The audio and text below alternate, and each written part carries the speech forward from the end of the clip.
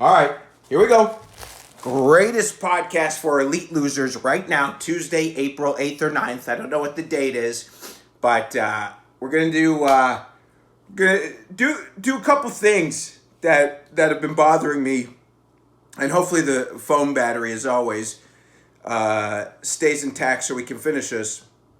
So I'm in my 40s. And for those who don't know, if this is the first time watching the Grace podcast for elite losers, I'm a pro sex worker, not for their rights. I mean, like, I just go out and get them. Whatever happens when I'm not with them, I don't give a fuck. But I'm like, okay, prostitution, phenomenal. I love it. I pay people for their time. It's between two consenting adults for their time, not for anything else. I'll tell you something right now. If I spend $300 a night and I don't bust a nut, buddy, big problem. So there's a couple things with that are very important. One, I do it obviously because I'm attracted to people who are in their 20s. That's how it goes. I don't want to sleep with an old troll like me. I don't want to look, and when I was 25, I didn't want to sleep with someone in their 40s either. So, I get it if I were just to randomly hit up some 22-year-old and like, yo, let me take you on a date. I'm like, they should look at me like the Grim Reapers around the corner. That's how I looked at someone in their 30s when I was 21 years old. So I do it for that reason. Hey, let me offer you a couple shekels for your time. But the other thing, even if they are interested, this is the most important thing. It's a life hack. And you're going to look at this and like, what are you talking about?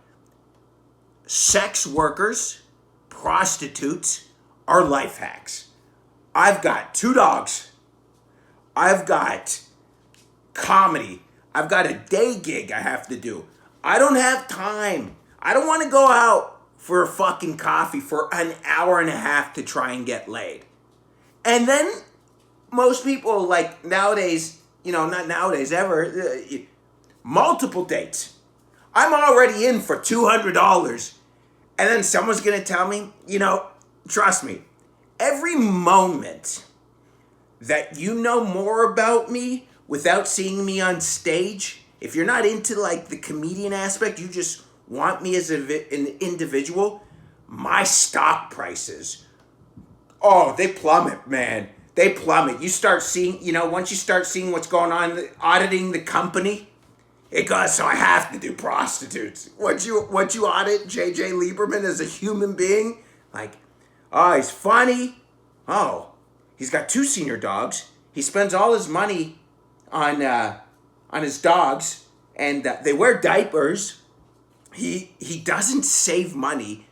He's degenerate gambler, like right there, So after 3 days, there's only so much I can hide. Bad relationship with family, like so. My stock's at its best right away, and then as soon as people find out about it, once they've invested, they just dump it. They just dump it once everyone else is bought in. That's what I am. I'm a crypto shitcoin. Crypto shitcoin. A lot of potential.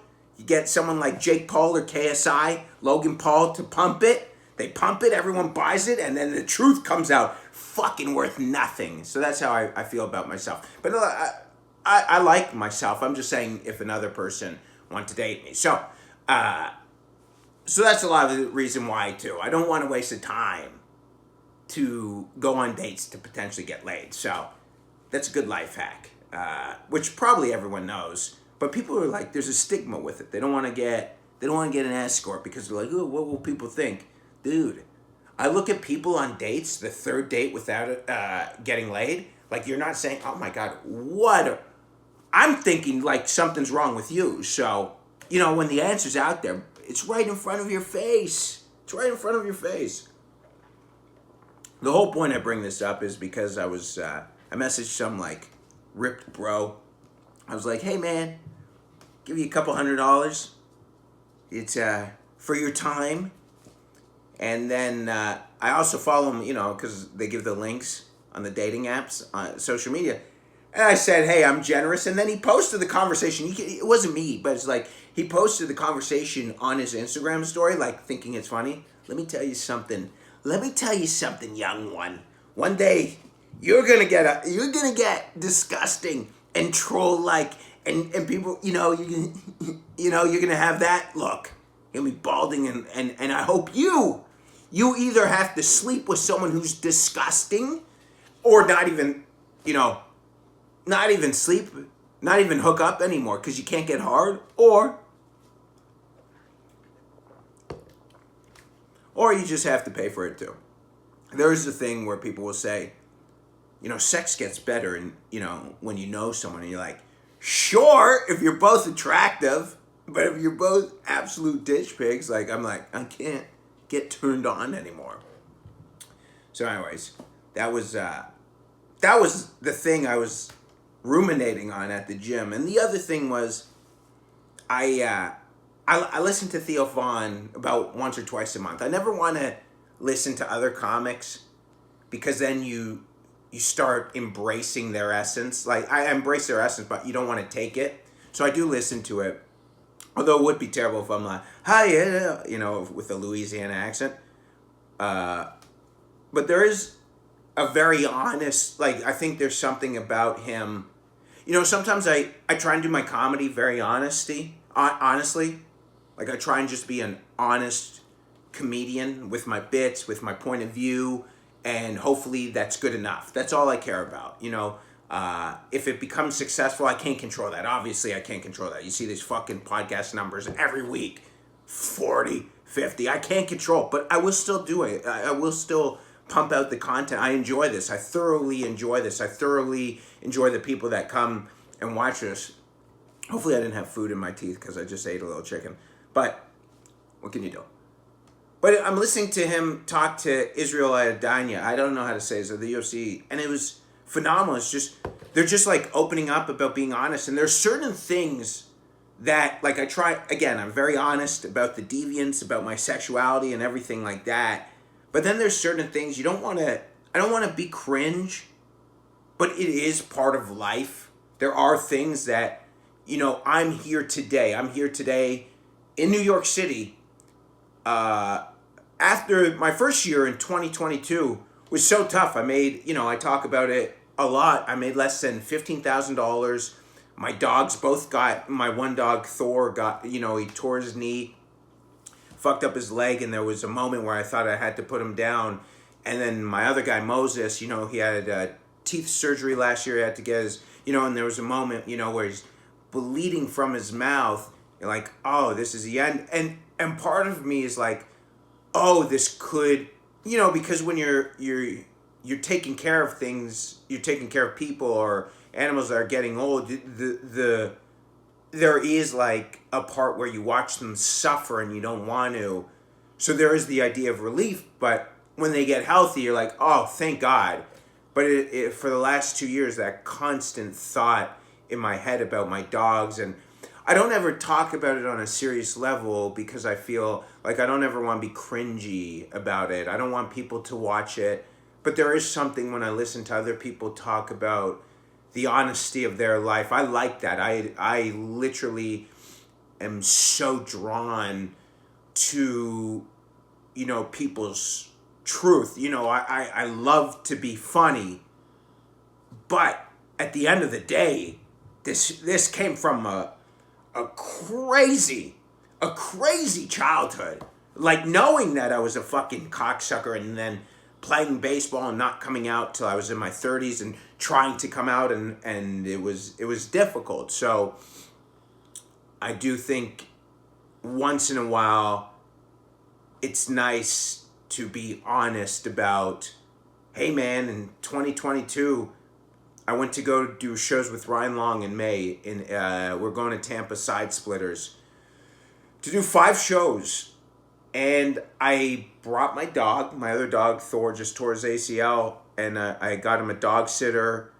And basically, he couldn't walk at all. And I just re-injured my hernia. So I went to this gig. And this is 2 years ago next month.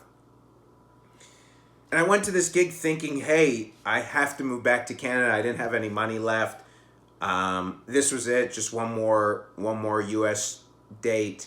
And it was 2 years ago. And it's crazy how you think about these things that I was literally going to Tampa just to, just do 5 more shows with Ryan Long, and then probably having to move back and figuring out how life was. And 2 years later, you're still here. And I was telling a friend last night, before I even listened to the podcast today with Theo Vaughn about just being so honest about his life, and I was just saying we're taking the train from the city to Brooklyn.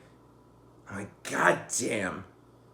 It's going well. I'm doing shows. I'm touring the country with Ryan and Che Dorena. But fuck.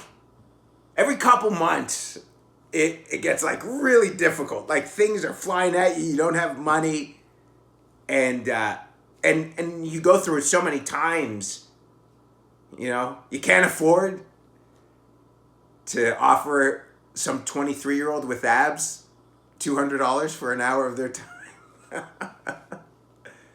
And so like every couple months it gets like really difficult. It's like, oh, here we fucking go again.